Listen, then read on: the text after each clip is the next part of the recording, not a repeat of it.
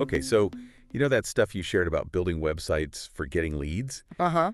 It really hit me how like your website's not just some page sitting there anymore. It's like having Yeah. a salesperson working all day and all night. It really is like that.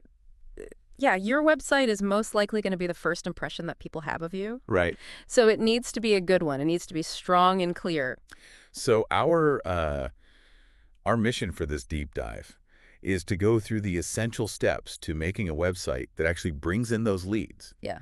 And we're looking at advice that is specifically targeted towards smaller businesses Right. who want to make their online presence, Yeah. really effective. Absolutely. So first thing that really stood out to me was the idea of having just a single laser-focused goal for the website. Yeah. Why is that so important? It's interesting because when you have so much going on, sometimes it's hard to focus on what's really important. Yeah. And having a single goal really helps you to cut through that noise. And so think about it this way. If you're giving your visitor a bunch of different options, Uh-huh. they're less likely to actually choose any of them Yeah. because it's just too much to think about. Yeah. But if you focus on just one thing that you want them to do, like Mhm. fill out a contact form Yeah. or book a call or something, Mm. then it just makes it that much more likely that they'll actually do it. It's like less is more. Right? Exactly. Less is more.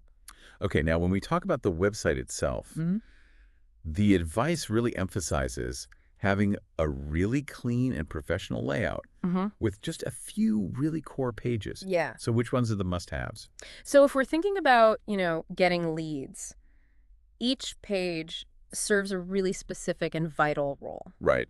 And so first you have your homepage, Yeah. and this needs to quickly tell people who you are, Yeah. what you offer, and how you can help them. Right. And then you have your about page. Yeah. And this is where you really build trust with your audience Mm. by, telling your story. Then you have your services pages or your products pages. Right. And this is where you really lay out what you sell and who you're selling it to. Gotcha. And then finally, the contact page. Yeah. Really important. And it needs to be easy to find and easy to use. Yeah. And all of this stuff needs to be presented with really clear headings and plenty of white space. Right. So that it's not too overwhelming. You don't want to lose people in a cluttered design. Exactly. Now, speaking of guiding visitors, the advice highlights having a clear call to action or CTA on every page. Yeah. So for anyone who might not know, what is a CTA and where should we be putting it on the website? So a call to action is just a way of giving your visitors direction. Okay. It's a prompt that tells people what you want them to do next. Okay. Like, get a free quote, or schedule a call, or download our pricing guide. Mhm. And you want to put this in a few strategic locations, like in the top right of the navigation, Yeah. front and center on the homepage, and at the bottom of every single page. So you're just making it really easy for them to see it. Yeah, you want to make it super obvious. Exactly. Super obvious. Okay, now what about those visitors who aren't ready to fully commit? Yeah. The advice mentions having a really simple lead capture form. Yeah. What's the best way to approach that? I think the beauty of lead capture forms is in their simplicity. Yeah. You only need a few basic pieces of information like their name, Yeah. their email, and maybe a short message. Right.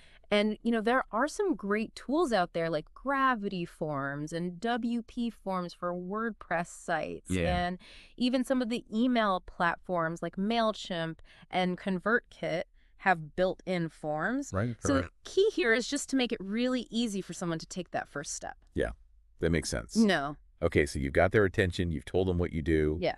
and you've made it easy for them to reach out. Right. But how do we build that really crucial element of trust? Right. The advice had a few different ways to do that. Yeah. And it's interesting because a lot of these are just spread details, but they can make a really big difference. Okay. So the first thing is testimonials and reviews from happy customers. Yeah. This is like social proof, Yeah. It shows that other people have used your product or service and they're happy with it. Right. Another thing is displaying logos of well-known brands that you've worked with. Uh-huh. And this just kind of adds a bit of authority. Yeah. You can also display certifications, awards, or industry affiliations. Right. And I think the most important thing is to use genuine photos of your team. Yeah. Don't use stock images. Yeah. Try to make it feel as human as possible because people connect with people. Yeah. That human touch is so important. Yeah. Now, another major point was having a mobile-first mindset. Yeah. Why is it so important that our websites look good on phones? Well, nowadays, most people are accessing the internet on their mobile phone. Right. And so if your website doesn't work well on a phone, you're going to lose a lot of potential leads. People are just going to go somewhere else. Right.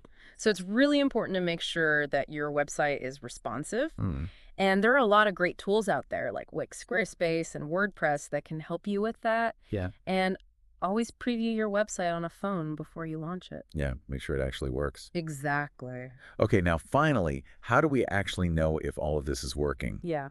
The advice talked about tracking our success. Right, because if you can't measure it, you can't improve it. Yeah. So one of the most important things is to connect your website to Google Analytics. Okay. And this lets you see, who's coming to your website, Right. what pages they're looking at, how yeah. long they're staying on each page, all that good stuff. Right.